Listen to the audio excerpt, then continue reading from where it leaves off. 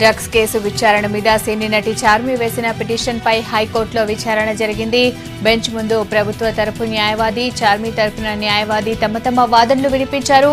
ఇక చార్మి వేసిన పిటిషన్లో అర్థం లేదన్నారు ప్రభుత్వ తరపు లాయర్. చార్మి సిట్ ముందుకు వచ్చేందుకు ఇబ్బందిగా ఉంటే ఆమె చెప్పిన ప్లేస్కే వెళ్లి విచారిస్తామన్నారు. విచారణ మొత్తం రికార్డింగ్ జరుగుతుందని, చార్మి తమకు అతిథి మాత్రమేనని, ఆమె సాక్షిగా మాత్రమే హాజరవుతున్నారని చెప్పారు. నవదీప్ ఒప్పుకోకపోతే శాంపిల్స్ కూడా తీసుకునే విషయాన్ని బెంచ్ కు వివరించారు. సిటీలో డ్రగ్స్ తీవ్రత ఎక్కువగా ఉన్నందువల్లనే దర్యాప్తు చేస్తున్నారని చెప్పారు. మరిన్ని అప్డేట్స్ సంపత్ అందిస్తారు. సంపత్, చార్మి పిటిషన్ పైన రెండు వైపుల ఆర్గ్యుమెంట్స్ కంప్లీట్ అయ్యాయి. తీర్పు 2.5 గంటల టైంలో ప్రొనౌన్స్ చేస్తామనేది జడ్జికి వచ్చేప్పటికైతే ప్రొనౌన్స్మెంట్ చేయడం జరిగింది. దీంట్లో మెయిన్ అంటే ఒక 10 నుంచి 12 పాయింట్లను చార్మి హైలైట్ చేసింది. ఒకటి, తనను విచారణ చాలా మంది అంటే మీడియాలో వస్తున్న కథనాలు కావచ్చు, తనకు వస్తున్న ఇన్ఫర్మేషన్ ప్రకారంగా విచారణ పేరుతో గంటల వ్యవధి, దాదాపు 10 గంటలు 11 గంటల సేపు విచారణ పేరుతో చాలా సమయం కేటాయిస్తున్నారు. దాంతో హార్ష్ ట్రీట్మెంట్ జరుగుతోంది. వ్యక్తిగత విషయాలను అడుగుతున్నారు. దాంతో పాటుగా చేతి గోళ్లను తీసుకోవడం కావచ్చు, రక్త నమూనాలను సేకరిస్తున్నారు. అట్లాగే తమను నిందితులుగానా లేదంటే నిందితుల కిందనా లేదంటే సాక్షుల కిందనా ఏ గ్రౌండ్ కింద పిలుస్తున్నారనే విషయం పైన క్లారిటీ లేదు. అట్లాగే మహిళా అధికారి చేత తనను విచారించాలి.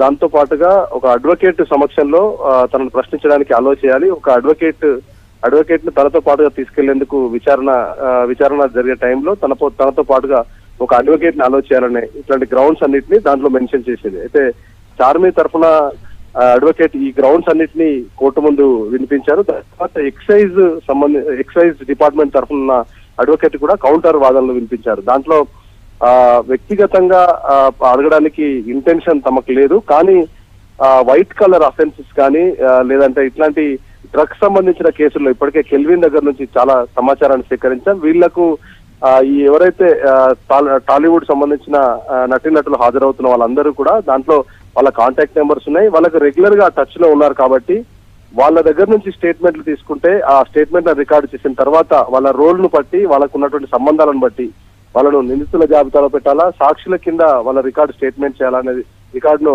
నమోదు చేయాలనే దానిపైన ఆలోచిస్తున్నామని చెప్పారు. అట్లాగే ప్రతి అంటే దర్యాప్తు జరిగే టైంలో సీక్రెసీ ఏది లేదు, మొత్తం కూడా వీడియోగ్రఫీ ఏర్పాటు చేశాం. Video recording minute to minute ఎప్పుడైతే విచారణ ప్రారంభం అవుతుందో అప్పటి నుంచి విచారణ ఎండింగ్ అయ్యే వరకు కూడా కంప్లీట్ గా వీడియో రికార్డింగ్ మోడ్ ను పెట్టాము. అట్లాగే మహిళా అధికారిని కూడా అందుబాటులో ఉంచాం. మహిళా అధికారితోనే విచారణ జరుగుతుంది. చార్మి కావాలనుకుంటే తన ఇంటి దగ్గర అధికారులు వచ్చి విచారించడానికి కానీ, లేదంటే ఏదైనా హోటల్స్ కావచ్చు, లేదంటే ఏదైనా ఆమెకు అనుకూలంగా ఉన్నటువంటి ఏరియాకి వచ్చి విచారించడానికి సిద్ధంగా ఉన్నామన్నారు. విచారణ నుంచి మాత్రం ఎగ్జెంప్షన్ కుదరదు, ఎందుకంటే ఇప్పటికే సిట్ నుంచి నోటీస్ జారీ అయ్యాయి. అట్లాగే ఆ గ్రౌండ్స్ ను కూడా క్లియర్ కట్ గా మెన్షన్ చేశామనేది ఎక్సైజ్ డిపార్ట్మెంట్ తరఫున వాళ్ళు దాంట్లో మెన్షన్ చేశారు. అట్లాగే లగ్జరీస్ కోసం ఏసీలు, అట్లాగే వాళ్ళకి కావాల్సినటువంటి గదుల్ని ఏర్పాటు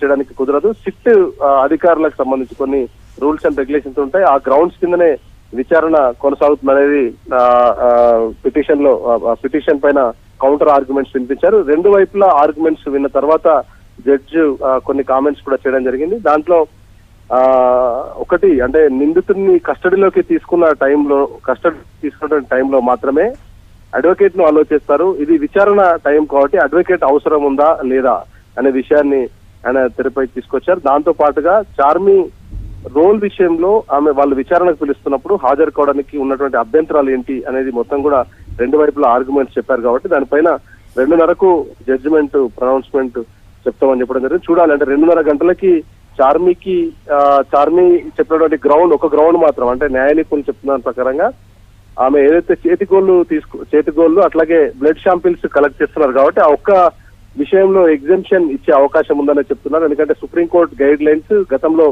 ఒక 2 కేసుల్ని అడ్వకేట్ చెప్పడం జరిగింది. నందిని అనే ఒక మహిళకు సంబంధించిన కేసులో కూడా కర్ణాటకకు చెందిన మహిళ సుప్రీంకోర్టు ఒక పిటిషన్ దాఖలు చేసినప్పుడు ఆ పిటిషన్ తెరపైకి వచ్చినప్పుడు ఇట్లాంటి బ్లడ్ శాంపిల్స్ కలెక్ట్ చేయడానికి వీల్లేదంటూ సుప్రీంకోర్టు ఒక ఆర్డర్ ఇచ్చినట్టుగా కూడా ఆ ఎగ్జాంపుల్ ని అడ్వకేట్ ఆ గ్రౌండ్ కూడా దాంట్లో సబ్మిట్ చేశారు కాబట్టి దాన్ని దృష్టిలో పెట్టుకొని బహుశా ఈ బ్లడ్ శాంపిల్ కలెక్షన్ విషయంలో మాత్రం ఒక కామెంట్ చేసే అవకాశం ఉన్నట్టుగా తెలుస్తుంది. 2.5 గంటలకి దీనిపైన జడ్జిమెంట్ లో కోర్టు చార్మీకి రిలాక్సేషన్ వస్తుందా లేదంటే సిట్ దర్యాప్తును సమర్థిస్తూ తీర్పిస్తుందని చూడాలి. 2.5 గంటలకు తీర్పు వచ్చిన తర్వాత ఆ తీర్పులో ఎట్లాంటి అంశాన్ని కోర్టు ప్రస్తావిస్తుందనే విషయం పైన చూడాల్సి ఉంది.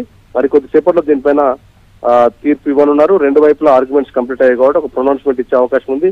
ఎందుకంటే ఇప్పటికే దుమారం రేపుతుంది. ఎందుకంటే మెయిన్లీ అంటే పోలీస్ అధికారులు వైలేషన్స్ చేస్తున్నారనేది పిటిషనర్ల ఆర్గ్యుమెంట్.